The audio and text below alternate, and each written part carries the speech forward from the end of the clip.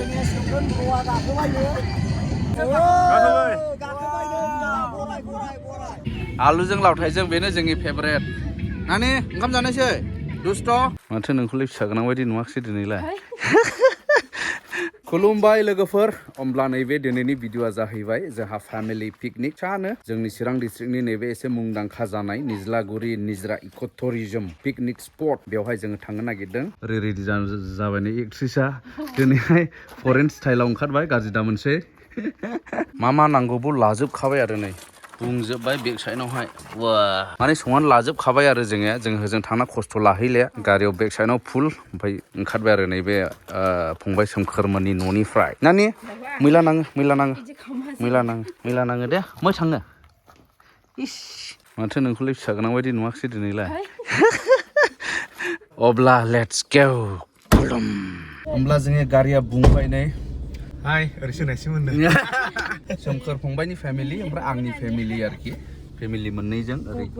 गाखोजोबबाय नै दे गान गग्लस गानलायनांगौ बेरायनाया बेबायदि जाहैनांगौ जोङो बोसोर गोदानाव बारा मोजां रंजानो मोनाखै नालाय दिनैनो हाबहैनायसै आरो जों निज्लागुरियाव जाबाय अब्ला थांबाय थादिनि लोगोफोर नोंथांमोनाबो नायलांदो नानि मा थाङो निज्लागुरि होनदो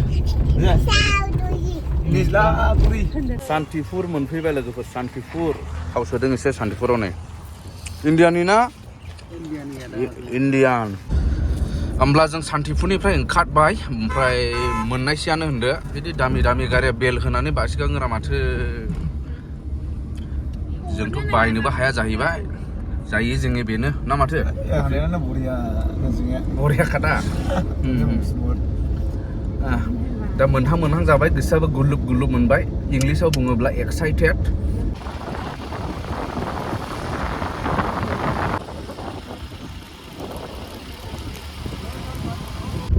नैबे जाहैबाय फार्स्ट गेट ओरैनिफ्राय निज्लागुरि पिकनिक स्पट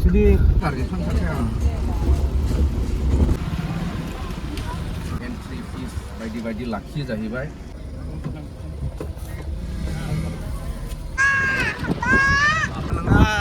हाबा नङा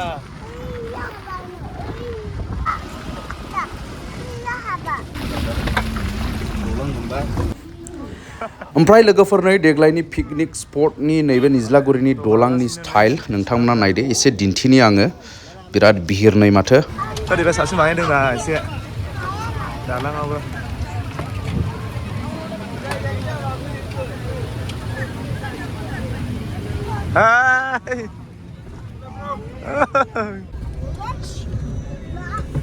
अब्ला लोगोफोर नोंथांमोना नायदो बेसेबां भिर जादों दिनैहाय ओमफ्राय जों एसे राउन्ड मारिगोरनि माने जायगा नागिरथावथाव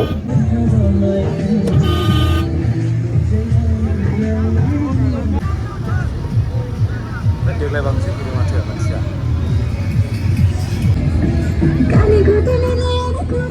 मथा मथि लोगोफोर जेरै जोंबो बुंफबजोबनाय माथो जायगायानो नै दा नोंथांमोनाबो नुगासिनो दंखायो गैलेथ' जायगा नुनाया दाने बेवहाय जोंनि सिनायनाय सिस्टारफोर फादार लोगो मोनदों नै बयसो लोगो हमबाय बिथांमोनखौ अब्ला सफैबाय जोङो स्पटनावहाय लोगोफोर स्पटनाव ओमफ्राय बिराद बिहिर दिनै दा नैबेखिनियावल' एसे जेराव बिफां गैया बेवहाय माने साइक्लिं गैयियावहाय मानसिफोरा जायगा लायाखै दा नैबे नै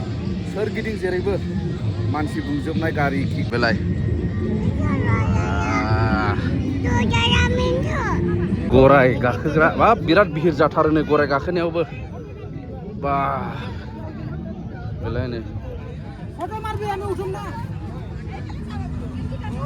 नै गराय बेसेबां लायो 50 थिगैनो दं राउन्ड मोनसेयाव 50 जेसेबां गाखोनो गोसो गाखो नामा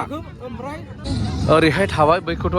जायफ्रा फैबाय मिथिखागोन बै जाहैबाय स्लुइस गेट निज्लागुरिनि स्लुइस गेट बिराद पुराना बेनिफ्राय नैबे माखासे डेक'रेटेड प्लेसेस फट' जन एबा बिदिनो फट' लाग्रा माग्रा जायगाफोर बिराद दङ नैबे लागासिनो दं नैबे गुलाबला माबालायनानै लादों नुयो नै सोनालायनानैहाय बेलाय ओमफ्राय बेवहाय मा दंबावो माबा माबि दंबावो नै ओरैहाय मा लिरदोंमोनथाय Happy New Year 2024 oh नै बहाय नै बेबायदि दं Happy New Year 2024 दा बेलाय जिरायग्रा माग्रा दं ओरैहाय दलाङाथ' ओरै थाबाय दा दलांनि साहाजों जाहैबाय ओरै नाने फट' लानायसै फट' उल्थासो नैबेयाव आरो फट' लाग्रा बावनाय बे मा जाहैबाय हार्ट लाभ ना मा होननांगौ जाखो अननाय निज्लागुरिनि गोरबोआ बेयावसो नै निज्लागुरिनि गोरबो बेबा मानि बानायदों बेखौलाय ओरै जाबाय ओमफ्राय नै रेस्ट हाउस जिरायथ'ग्रा yes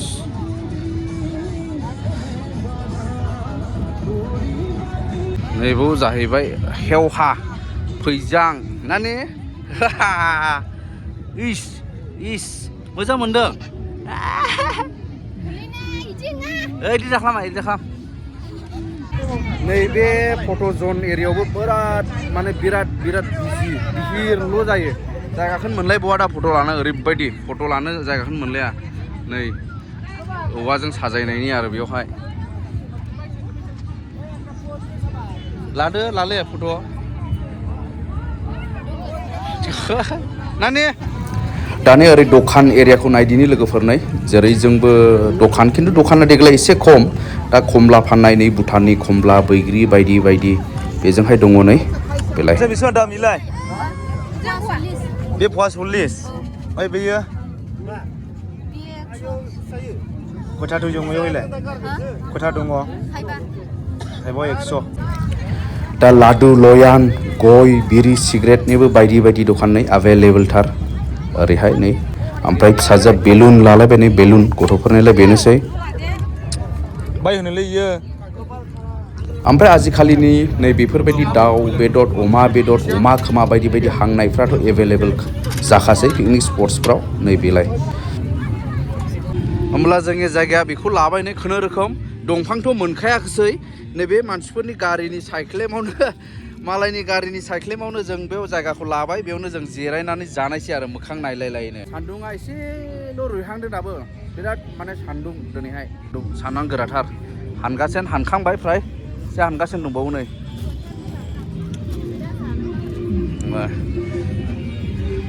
होमब्ला रेडि दे खुदजेनदो बेवहाय दे खुददो दे आइटेमखौ नायदो एबाराव लुबैनाङा दै नैबे अमा गोरान अमा गोरान ना मेजेम मेजेम उदै नै खालि ओंखाम नैबे ओमफ्राय नैबे अमा सावनाय ओमफ्राय दावदै रुनाय दङ ओमफ्राय ओंख्रिया जाहैबाय मोनसेल' लाबोखादों ओंख्रिया लाब्राल' नै बेलाय बे लाब्राजों आरो आलुजों माजोंमोनलाय लावथाय आलुजों लावथायजों बेनो जोंनि फेभरेट नानि ओंखाम जानोसै दुस्ट' बेनोसै होमब्ला जों जादिनि जोसालायबाव ओंखायनोथ' मोदोमदोंलै बास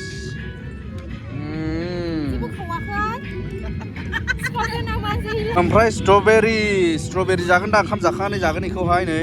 फ्रेश अर्गानिक जोंनि लकेलनि आदा अमरनि ओमफ्राय अरेन्ज फ्रम भुटाननि जानायसै लोगोफोर दे पिकनिक जोङो दिनैहाय फेमिलि पिकनिक दा बेनोसै नै लोगोफोर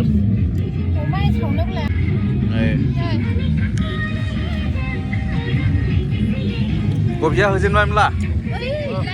दे होहाबद'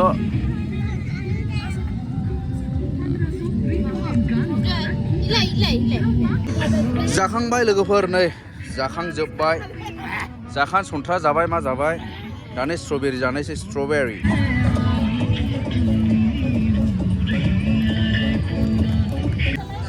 दानिया जों नैबे गराय गाखोनायनो फैबाय लोगोफोर नै गराय फिसाजोखौ थिखांनायदोंमोन ओमफ्राय फिसाजोआ गियो गाखोआखिसै ओमफ्राय थाङै थुङै आं हारसिं गाखोनाङायानोसै आरो नायदो लोगोफोर गरायनि इन्जयमेन्ट गराय गाखोनायनि इन्जयमेन्ट आरो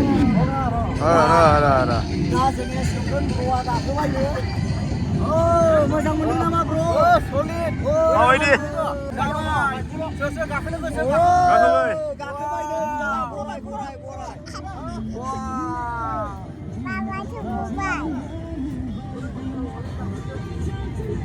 गाखोआ माबा गाखोबाय नै माबायानो माबा गाखोबाय नै माथो खायलें जायो ओइ ब्र मा जादों ओइ फार्स्ट टाइम लै गराया वा गराय गाखोना एकदम हानांग्राफ्राबा माबायदि गाखो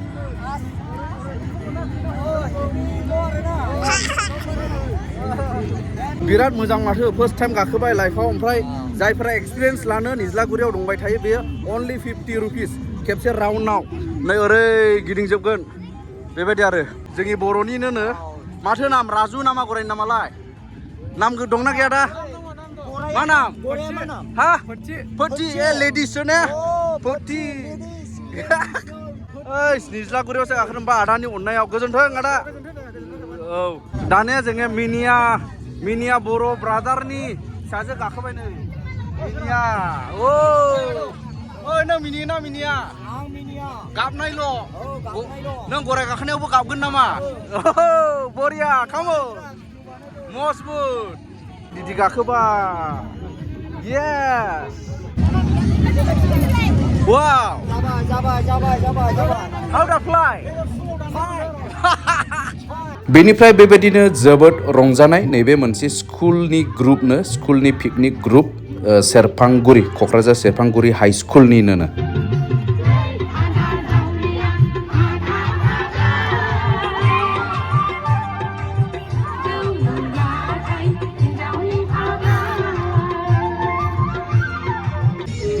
एसे बेलासि जाहांबाय लोगोफोर थांनो ओंखारबाय जोङो जायगायाथ' बिराद मोजां सिगांनिफ्राय एसे साफासिन मोनदां जायगाखौहाय दा बैग्रिबारिखौथ' नोंथांमोना नुबाय दा बेबायदिनो बैग्रिबारिफोर दङ जायगाखौ सेलेक्ट खालामनानै लानो हायो जिरायनानै माने थाब फैयाला जायगाखौ मोनफैनाय नङा दे खिन्थु थाब फैनांगोन आरो दा थांफैनायनि सम जोंहा पेकिं माबायदि मोनखो हा बिनानाव ओइ बिनानाव थोद' ओमफ्राय नैबे आयंखौ नै दासो खोन्थानो मोनबाय बे आयं सनिया बसुमतारी माने सोमखोरनि फिसाजो नैबे सोमखोरनि हिन्जावखौ आंनि सिगां लादों नाखाय फिसाजोआबो देरसिन ने थांनायसै होमब्ला जों ओंखारनायसै लेट्स गो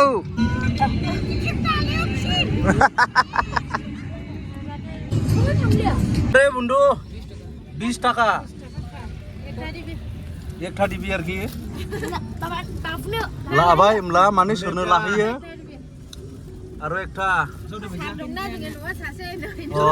सारनो सोरनो होयो बिमा सोरनो